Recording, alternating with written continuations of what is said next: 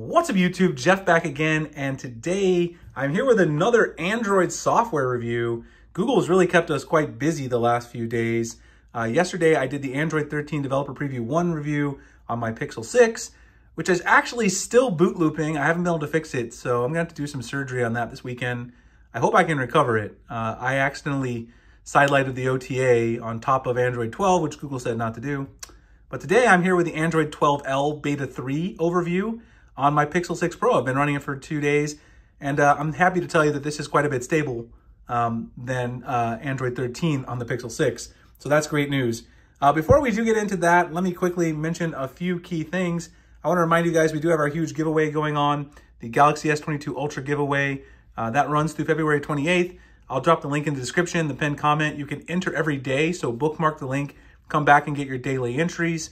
We will choose the winners live on February 28th on my channel. It's a Galaxy S22 Ultra, Xiaomi Mi 11 Lite 5G, Redmi Note 11, Redmi Note 11S. You guys can go over there and check it out and enter. Really thankful to be able to do this for everybody and give back. But it's been a crazy week, a lot of stuff going on. Let's talk Android 12L Beta 3. Now, there's not a lot of new stuff, so I'm going to talk about some of the quote-unquote new features. This is the first 12L beta for the Pixel 6 devices, so it is kind of new to Pixel 6 owners. And then we'll move on to stability things like battery life and all that kind of good stuff, performance, overheating. So a couple of things, you can long press now and get this nice wallpaper, shortcut carousel picker just by doing long press on the home screen. That's new in 12L, not new in Beta 3.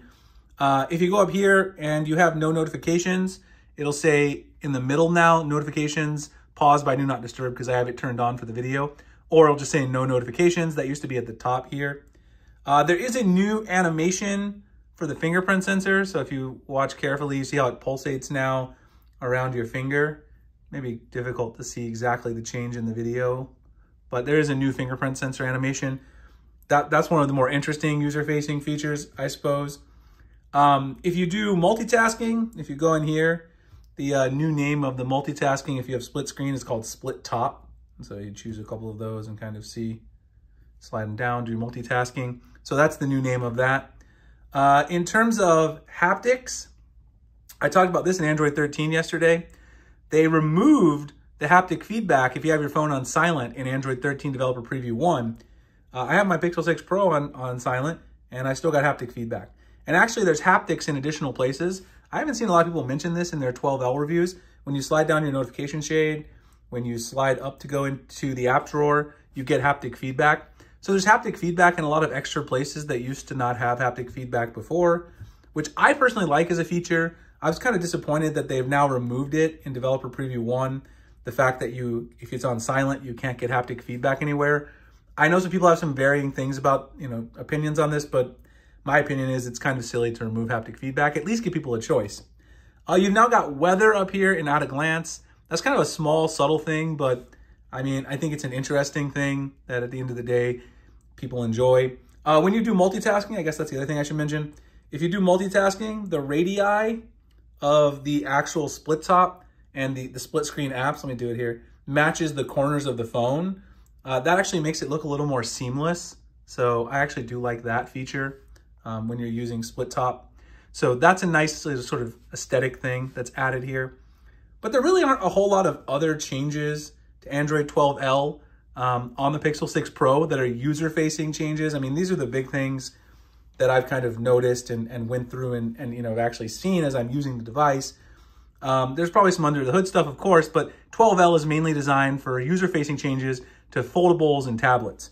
But let's talk about performance, because people care about performance, of course. Maybe you want to try this out on your Pixel 6 Pro. So far, pretty good. I've actually been really impressed. It actually feels a lot smoother on 12L Beta 3 than it did on the most recent stable February security patch that I was running before.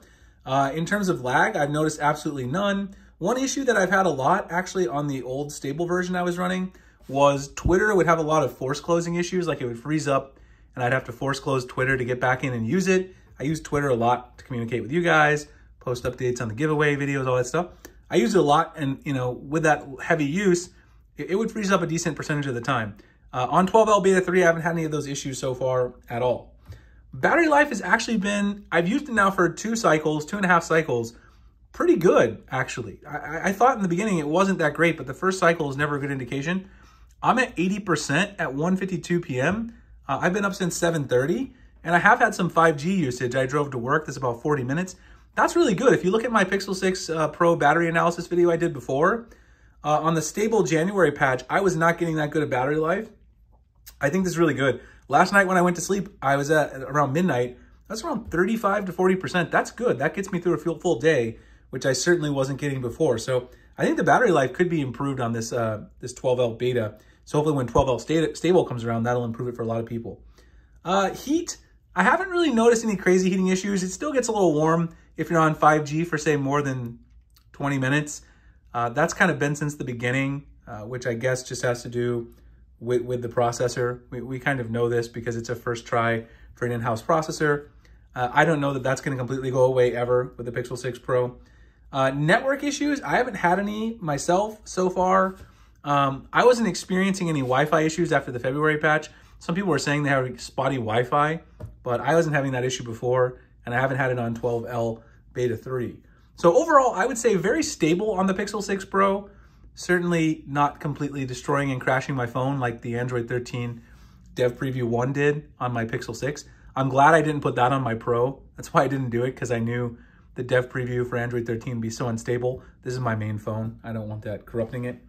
But overall, I really like it. I think if you want to try this on your Pixel 6 Pro, go ahead. I don't think there's a lot of risk. I've used GPay, all of my banking apps. You know, there's nothing weird that doesn't work. Everything seems to work. Android Auto works.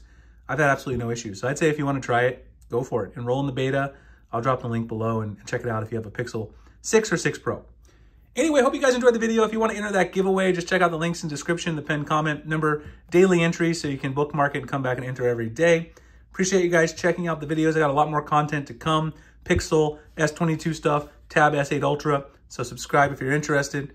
Follow me on Twitter, like, comment, hit the notification icon. I'll see you guys in the next one. Thanks a lot for watching.